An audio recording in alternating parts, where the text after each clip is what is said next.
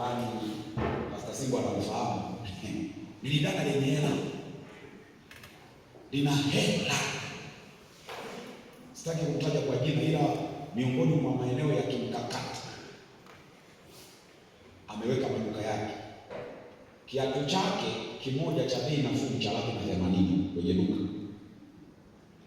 Kitambaa chake cha suti anachokiuza bei ya chini mita moja ni 60,000. Nikisema hivyo nadhani mnamuelewa ni mtu wa namna gani. Dada anasukuma Discover 4. Ni mrembo, yuko safi. Very critical. Ana maduka mengine Masaki ndani. Sasa mimi nikaenda kwa sababu wewe mbona hawajakuoa vipi kwani? Sasa saoji. Hawajaja. Hapana, wewe kichwa yako hivi. Sio kwamba wajaza nafasi kweli kweli. Ndipo akaniambia Pastor, mimi alikuja kijana mmoja Msabato. Akaniambia wewe unapiga kelele kwenye mitatu, nikampiga mswaki. Nikamwambia unataka unanipenda unataka ni wili kweli. Hela ninazo. Kama ni ngono ninaweza nikamlipa kijana yoyote nikafanya naye. Gari za hapa, yaani kwa bai ya luxury mimi kwa mwezi kwenda siku kwenye mahoteli makubwa ndivyo vikao vyangu. Unaleta nini kijana?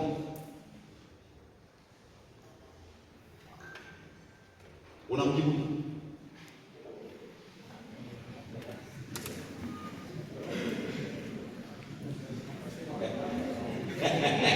Pastor Kito anasema anapeleka kamati ya maombi.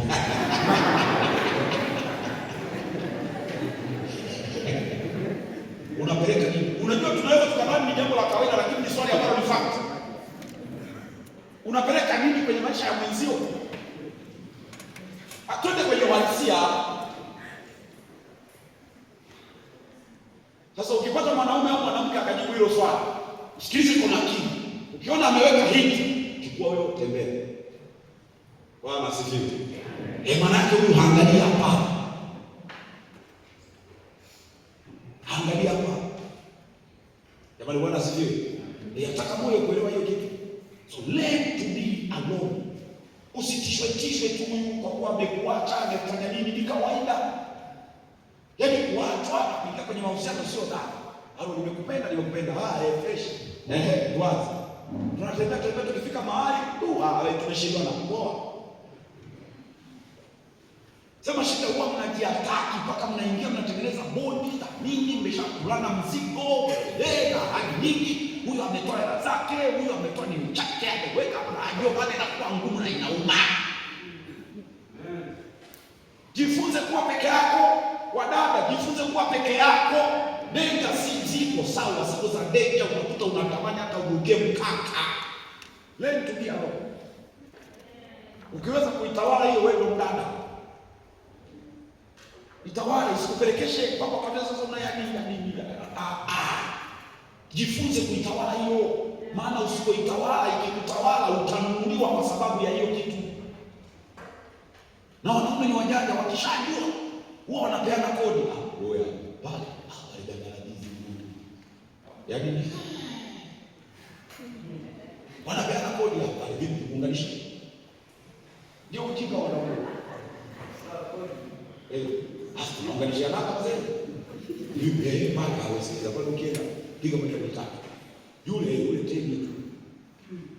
Wanapeana taarifa. Yule pesa noma. Sikiliza mimi mtoto. Mwanamke fulani amepita pale. Kwa nini wanajua kama unaifuka? Jifunze kuwa peke yako. Hii ni kanuni kubwa. Ninawaambia kabla ya Adamu kuletewa mke, alikuwa bize na uchumi wake, alikuwa bize na biashara zake, alikuwa bize na mambo yake. Mungu ndiye akasema sasa huyu alipofikia akili yake na ukomavu na mambo yake, naweza nikampa mwanamke na kukaa naye safi. Maana Adamu alikuwa hahitaji mwanamke. Yeye mwenyewe kwa Mungu sasa Mungu. Je, Bwana huu ndio wakati? Kama wengine mnavyoomba baba. Yeye anang'ang'aniana na Mungu baba. Wewe pambana na Mungu akupe michongo kwanza. Jifunze kwa peke yako kwanza, jiwekeze, weka mambo na kadhalika ili mtu anapokuja. Yaani kanuni ni hii, jifunze kutoa. Usijiwekee mahali pa kupokea. Hii imetengeneza ubinafsi kwenye mahusiano na ndoa nyingi. Maana watu wameingia kwenye mahusiano wanategemea kupata. Huo sio upendo. Upendo sio kupata, upendo ni kutoa. Hiyo ndio kanuni kuu ya upendo. Kwa wanajisi Mungu alipenda ulimwengu akatoa. Kanuni ya upendo ni kutoa, ni kuprovide. Na huo ndio msingi. Jifunze kuwa peke yako, jifunze kutoa. Jifunze kutoa. Hekima yako ni kama kanaongea ni machepele kikashangupe. Una kadhalika, jifunze kutoa. Unakata wao, unajua kana kelele, kufika pale kana kelele, unakanyanyua, unakabeba, piga busu, kanatulia. Unajua wewe mdada, jifunze na mdada kutoa. Unajua kwenye ndoa inakuja nimenuna, unajua ninapenda viazi vya kuchoma viazi, pita navyo pale. Analegeza kodi mwenyewe. Maana umeingia kwenye mahusiano sio kupokea, unajifunza kutoa. Baba sasa hivi ana stress. Na unajua kabisa mwanaume akiwa na stress zinafahamu. Na hii ndio inaleta kwenye mahusiano mengi. Mwanaume akiwa na stress anatafuta peke yake. Peke yake kimya. Anaingia kwenye kile chumba chake cha empty. Lakini mwanamke akiwa na msongo na stress anataka kuongea. Sasa piga picha huyu dada amekuja kuona akachukua hela yake hajarudisha nia yake, alipita kazini boss kamfanya hivi, anarudi nyumbani anataka afunguke. Mzee naye katoka, anarudi nyumbani anataka kae kimya. Kwa hiyo mzee anakaa hapa, anaangalia TV huko kimya kama nani? Yaani yule kona. Nia yangu akaanza kumrudisha kabisa sana. Sawa, ngoja nipo hapa nje. Anaenda anakaa nje. Kama nataka kumwaga sumu, yaani mimi, hapa kitu hapo sasa.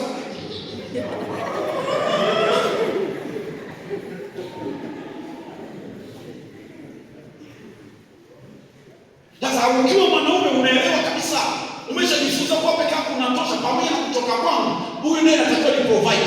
Unamaliza sivyo tu. Wewe, gani? Konda wakati ulisalina wapi? Kesho asubuhi tunaenda. Sema kabisa ameshamaliza. Na huyu dada kama anaelewa kwamba huyu mwanaume anatakiwa pata kabla akakaa kimya, akifunguka anajua jamaa atakuwa peke yake, ana provide nafasi. Jamani, ndoa inadumu pamoja na changamoto. Jambo jingine, wanawake ni watu wa detail. Tukimchukua huyu jamaa akamwambia nenda pale getini urudi, na huyu mdada akamwambia nenda pale getini urudi, tunaanza kumwambia tusimulie safari yako. Atasema mimi nitoka Chato nikaenda getini mara moja nikarudi. Huyu dada anasema nilitoka hapo pembeni huko nikaona gari ya Pastor Manema pale juu, kulikuwa kuna mama wanauza nani pale kushoto, nikapitia pale kwenye bango pale nikakuta watu wawili wanapiga picha, mmoja wa kiume mmoja wa kike. Yule wa kike ana nguo ya kijani, anakijua hapa, wakiwa alikuwa na viatu vyeusi hivi, alafu mrefu mweupe kama jakunde, anakuwa panapana kidogo na mdomo mdogo. Nikaenda nikakukata hivi, nikakuta pale chini kwa dite. Sasa wewe maana yake wewe usikie pastor, nilikuwa natembea na begi. Sasa tunapita mahali fulani wanajenga barabara. Mimi tunakata mguu tunajenga damu bwana. Niko bize na maisha yangu, tunatembea tunaenda mahali fulani. Nikapigwa swali. Yakawa yale manania kujengea barabara sinayajua.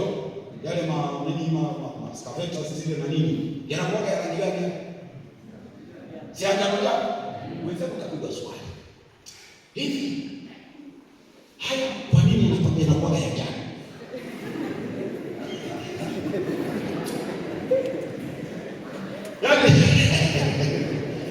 Bro, unaweza kuweka kofi.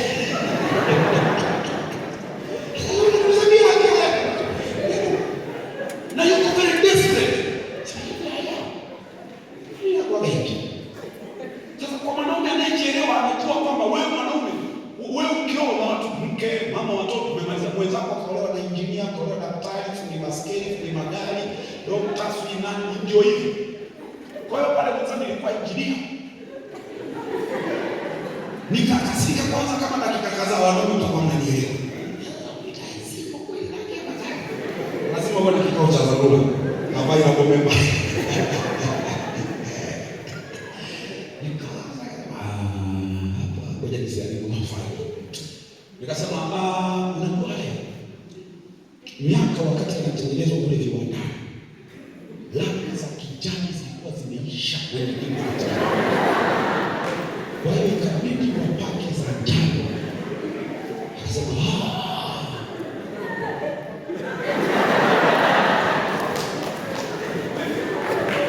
tumegombana. Amerizika na amerizika. Kaniona fundi sio fundi.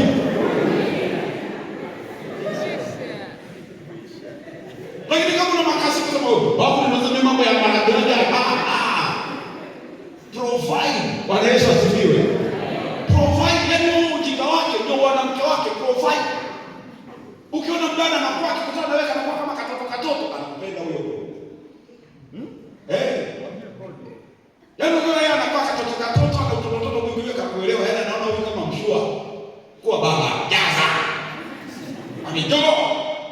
Ndio hapa katoto kangu. Tia begani tembea bila kushamuoa. Sasa hivi kuwa makini. Jifunze kuwa peke yako na ujijaze na hizi skills. Hizi ni elimu na skills ambazo unatakiwa kuzijua kufahamu mwanamke. Mwanamke ana vipindi vyake vya hasira, hasira. Ukimwongelesha anakuangalia. Kajiwe na mtu yule aliyokuambia I love you mimi, I love you too. Siwezi kuishi bila wewe kwa sababu mnono. Yaani kuna sababu linapanda tusimbili mpaka nibili. Na kuna siku zikichaji naona simu ni mara 8 kwa yaani anapiga simu karibu mara 12. Zoea.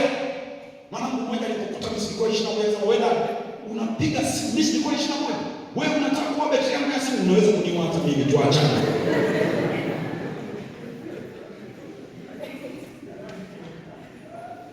Wewe jua kuna vipindi. Kuna kitabu kimoja nilikisoma kinasema mdada kila baada ya dakika 4 anahitaji assurance kwamba anapendwa.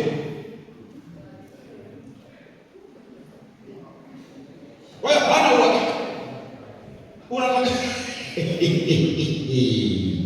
sasa kibongo ndio hivyo. Yote jifunza wewe. Dada na wewe leo mwanaume. Waelewe yaani usifahamu na ujuzi wa kujua na kutoa fahamu mwanaume anatakiwa kuwaje kama na mpango wa kuolewa. Jitosheleze wewe ili uende ukaprovide. Hebu piga picha. Huyu ni Mathayo amekaa akitosheleza tayari kuprovide kwa mke wake na Maria naye amejitosheleza kuprovide kwa ajili ya mume wake. Hii ndio sinakuwa mbingu ndogo jamani. Maana kila mmoja yuko tayari kuprovide kwa ajili ya mwenzake. Jambo la pili katika haya, you are ready when you are not ready. Uko tayari pale ambapo hauko tayari. Ukiona una njaa sana ya kuingia mahusiano, acha, hauko tayari. Na pale ambapo unadhani ngoja niachane siko tayari, wenda ukawa tayari. Always need eliminate choice. Ukiwa mhitaji sana itakupunguzia uwezo wa kuchagua, na huenda tu kuna msukumo na stress fulani leo kufuma kuingia kwenye mahusiano, hauko tayari. Ni njaa fulani, ni stress fulani, ni msukumo fulani. Ukiona yeye nataka na mimi, mbona wenzangu wameingia, hauko tayari. Kuna kitu kinakusukuma, rudi nyuma hatua kadhaa. Adamu alipokuwa anadhani ndio Mungu aliona sasa. Kwa hiyo hizo kanuni mbili zinajifuata. Jifunze kuwa peke yako, na pale unapoona una njaa sana ya kuwa na mtu kwenye mahusiano, huenda sio wakati wako sahihi wa kuingia kwenye mahusiano. Maana kuna kitu kinakusukuma, kuna upungufu. Wewe unadhani kwa kuwepo kwake atajaza ile nafasi. Na wakati hiyo nafasi haijazwi na mtu yeyote. Nimekomea hapo. Nikaribisha maswali. Chap. Asante sana. Maswali. Mungu awabariki. Maswali. Sasa sabiti imekuwa ya mnyama sana. Hebu wadada ndio wameongoza kwa maswali. Ni wadada nataka kukuuliza. Na atia Mungu wote. Wewe umekula kukula. Peleke miki. Hebu niombe kwenye wasomi nyosha mkono juu uweza. Kule juu hamna maswali. Muishi sana wanangu wa Bagabenchi. Maisha huku kweli.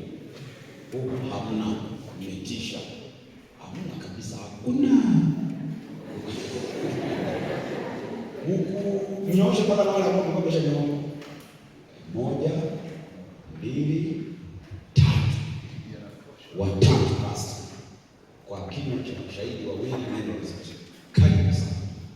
Asante Pastor kwa mafundisho mazuri uliyotoa. Swali langu liko kama ifuatavyo. Kwa jamii nyingi za Kiafrika kuna changamoto ya Pastor, tusikize hiyo swali. Utakuja kujibu. Kwa jamii nyingi za Kiafrika kuna changamoto ya wazazi